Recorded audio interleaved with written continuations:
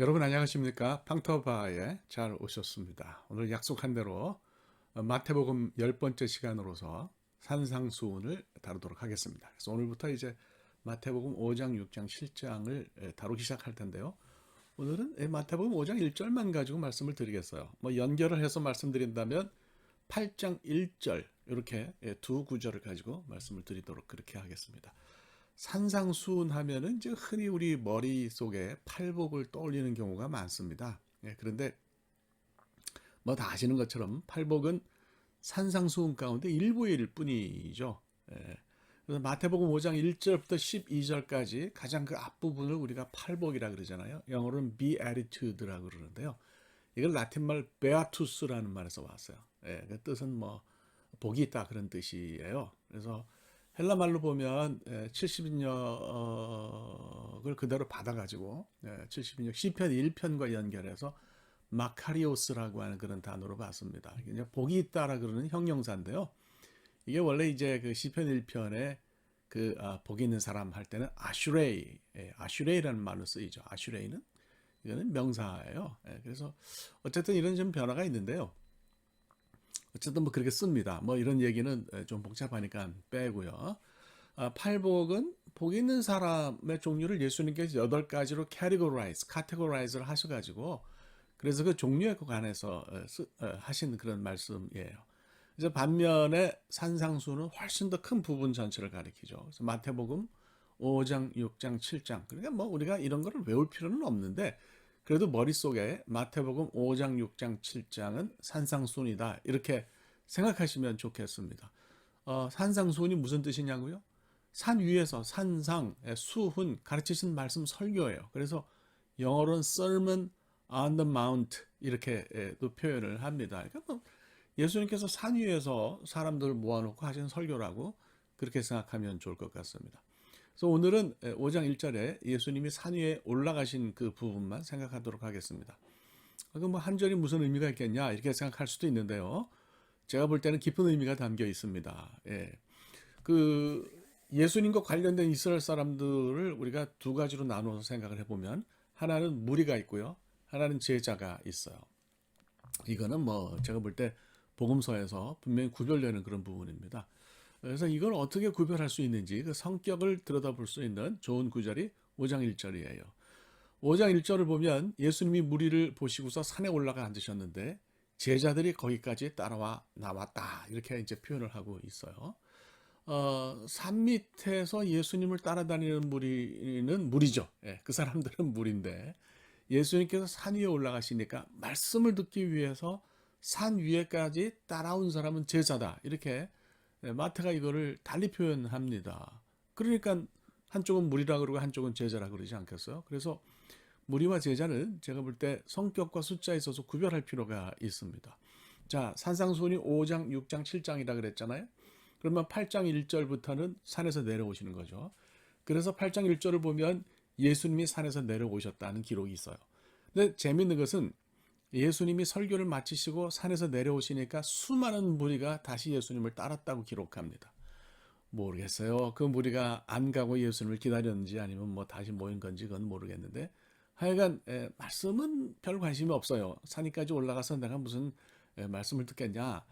그리고 그거는 관심이 없는데 내려오셔서 여러 가지 일이나 기적을 행하시는 예수님은 바라는 거예요. 그래서 주님을 기다린 건 무리였다 이렇게 볼 수 있죠. 그러니까 예수님을 따라다니는 사람들은 두 종류인데 하나는 헬라말로 오클로스라고 부르는 오클로스 무리고요. 또 하나는 마테테스라고 부르는 제자죠. 그래서 우리가 마태가 왜 이걸 구별했는지 좀 생각을 해 보도록 하겠습니다. 우선 이제 무리라고 하는 표현은 어떤 사람들이냐 생각을 좀 해볼 필요가 있겠죠. 아마도 제가 볼 때는 좀 신구약 중간기와 연결을 해서 이해를 하자면 암하아레츠가 아닌가 싶습니다. 암은 백성이란 people이란 뜻이고 하는 정관사고 아레츠는 땅이죠. 그러니까 뭐 직역하면 땅의 사람들 이런 그 표현이 될 텐데요. 이렇게 그 불리우는 사람들이 있었어요. 바벨론 포로기 이후에 많은 고관 대작들, 중요한 사람들, 기술을 가진 사람들, 장인들 이런 사람들을 바빌론이 잡아갔어요. 그러니까 알짜만 잡아갔다고 볼 수 있죠. 그럼 뭐 거기다 내비두나 뭐 잡아가나 별 차이가 없는 사람들 그런 사람들은 유다 땅에 그냥 남겨놨거든요. 그러니까 그 사람들을 신구약 중간기가 그 바벨론 포로기 이후부터 신구약 중간기에 이르기까지 암하 아레츠 땅의 사람들이라고 불렀습니다. 그러니까 이 사람들은 종교 생활과 그렇게 관계없는 사람들이라고 볼 수가 있는 거죠. 뭐 이렇게 많이 배우거나 혹은 율법에 관심 있거나 뭐 이렇지는 않은 사람들인 거죠. 예수님 당시에 유다의 혹은 뭐 팔레스타인 전체 인구는 몇 명이나 됐을까요? 글쎄 뭐 우리가 자세히는 기록이 없으니까 알기가 어려운데요. 하여튼 요세푸스의 기록을 보면 조세퍼스의 기록을 보면 바리새인이 한 6천 명 됐다 그러고 사두개인이 한 4천 명 됐다 그러고 에세네가 한 2천 명 됐다 그래요. 그럼 그 합쳐봐도 12,000명이잖아요. 그죠? 그러면 나머지는 뭐냐 이거죠. 그죠? 당시 예루살렘 인구는 얼마나 됐을까요? 우리가 타키투스라고 부르는 타시터스라는 사람은 61만 명이었다 이렇게 이야기를 하고 요세푸스는 110만 명이라고 얘기를 해요.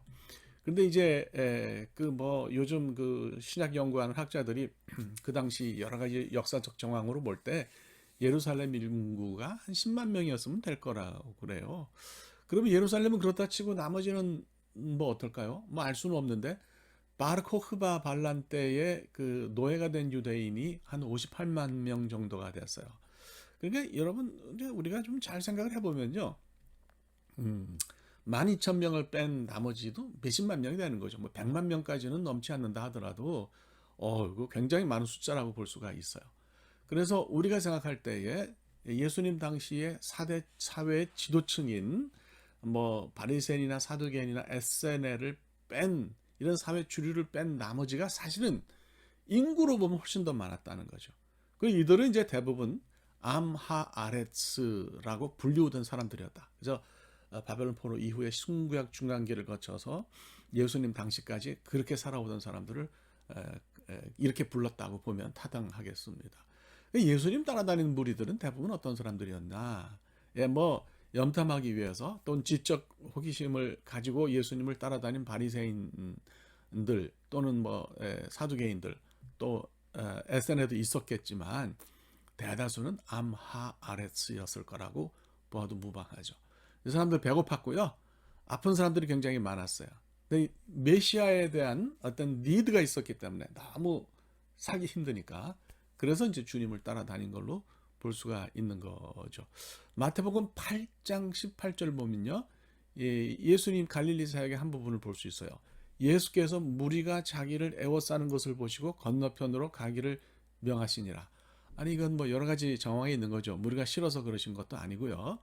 또 뭐 예수님께서 사역을 하시는데 너무 사람들이 막 따라다니고 그러니까 좀 어려움이 있으셔서 그러셨다고 볼 수 있지만은 그러나 어떤 예수님과 어떤 그 무리들 사이에 간극이 있었던 건 사실인 것 같아요. 이 사람들이 문제가 있었던 건 아닌 것 같습니다. 역사적인 상황 속에서 어렵게 살아가던 불쌍한 사람들이었는데요. 단지 역사적 상황 속에서 어떤 혜택은 바라고 원했지만 주님이 보시는 것과 같은 그런 방향을 똑같이 바라본 것은 아닌 거죠. 예수님이 이들을 절대로 뭐 제가 간극이 있다고 표현을 했지만 그런 면에서 간극이고 예수님이 이들을 거들떠보지 않으시거나 이들에게 사랑을 베풀지 않으신 건 아니었어요. 오히려 굉장히 많은 기적을 베푸셨습니다. 마태복음 11장 20절을 보면 예수님이 권능을 가장 많이 행하신 마을이 회개하지 않았다 그러세요. 고라신이라든지 제가 가봤어요. 어촌인데요. 회당도 있더라고요. 베세다는 가버나움 동북쪽에 위치한 그런 마을인데요. 예수님 제자인 빌립이나 안드레 베드로의 고향으로 알려져 있어요. 요한복음 1장 44절을 보시면 알 수 있습니다. 또 가버나움도 마찬가지예요. 이건 뭐 더 말할 것도 없죠. 가보니까 많이 발굴이 돼 있고 베드로가 살던 집도 있더라고요. 이런 곳에서 주님께서 무리를 보시고 긍휼히 여기셔서 기적을 행하셨는데 이 사람들은 기적에만 관심이 있고 복음에는 말씀에는 관심이 없었던 거죠. 오늘날은 어떤지 모르겠습니다. 보면 여전히 우리 인생에서 그저 잘 살고 편안하게 살고 불행해지는 것이 싫어서 예수를 믿는 사람들이 꽤 있어요. 이런 걸 우리가 이제 굉장히 기복적인 신앙이라고 부르고 샤머니즘적인 신앙을 가졌다고 생각합니다. 이게 샤머니즘이 힘이 셉니다. 종교 안에 항상 들어가서 따라다니는데 복음 안에도 따라다녔어요. 우리 시대나 뭐 예수님 당시만 그랬던 건 아니고 고대도 그랬어요. 우상을 우상을 만드는 거 왜 만들어요? 고대인들도 신이 눈에 보이지 않는다고 생각하니까 우상을 만들어서 보이지 않는 신을 잡아넣은 거죠. 그리고 제사를 드리면서 기름 화복을 자기 마음대로 하려고 했던 거잖아요. 다 그렇다고 봐야 되는 거예요. 그래서 우리가 그걸 넘어서서 제자가 되어야 된다 이렇게 생각합니다. 마태복음 8장 18절에서 보듯이 무리는 예수님을 따라가질 않아요. 원하는 것만 얻으려고 합니다. 따라 나서지 않는 게 무리죠. 반면에 제자는 따라 나서는 게 제자예요. 산 위까지 주님을 따라 나서는 사람이 제자입니다. 이스라엘 대부분이 그렇듯이 이제 갈릴리 지역이 구릉지대인데요. 거기 사람들이 많이 모여 살았어요. 그러니까 산 위에 올라가셨다는 표현은 예수님이 거기 사는 모든 사람들에게 말씀을 전하기를 원하셨다는 그런 걸 나타내는 상징적인 표현이에요. 그래서 이 말씀을 따라서 산 위에까지 따라가서 말씀을 듣는 사람은 제자고 원하는 것만 받으려고 하는 사람은 무리라고 하는 거죠. 말씀 듣는 거 사실 힘들어요. 지겹죠. 누가 설교 듣는 거 좋아하겠어요. 그런데도 그 깊이를 알기 위해서 애쓰는 사람, 그래서 산 위에까지 올라가서 주님 곁에 앉아서 말씀을 듣는 사람이 제자인 거죠. 마테테스라는 말은 어원적으로 배우다는 뜻이에요. 그래서 예수님 말씀 배우는데 시간과 노력을 들이는 사람이 제자 아니겠어요? 중요한 건요, 말씀을 들어야 말씀대로 행하는 것도 있는 거예요. 그냥 내 생각대로 올바르게 사는 거는 그건 도덕일 뿐이죠. 그게 중요한 게 아니고 우리 신자들에게는 내 뜻대로 올바르게 사는 게 아니라 주님 뜻대로 올바르게 사는 것이 필요하다는 이야기입니다. 그 제자는 이런 거예요. 주님의 말씀을 체화해서 우리 마음의 삶에 받아들여서 그걸 삶에서 실천하는 사람인 거죠. 결론을 내리겠습니다. 무리를 선악의 문제로 따질 수는 없다고 봅니다. 역사적인 배경을 살펴보면 참 불쌍한데 그렇기 때문에 우리가 무리가 아닌 제자로 살아야 되겠다는 생각이 들어요. 상황이 막 이끌어가는 힘에 끌려가면서 한평생 그냥 긍휼히 여김을 받으려고 기다리는 그런 무리로 살 것이 아니라 제자가 되어서 세상을 능동적으로 바꾸는 그런 사람으로 사는 것이 주님이 우리에게 원하시는 거다 싶습니다. 예수님의 제자가 되어서 예수님과 함께 우리 무리를 보살피고 긍휼히 그들을 여길 수 있는 그런 삶을 살아갈 수 있기를 간절히 바랍니다. 예, 오늘 여기까지 하겠습니다. 예, 고맙습니다.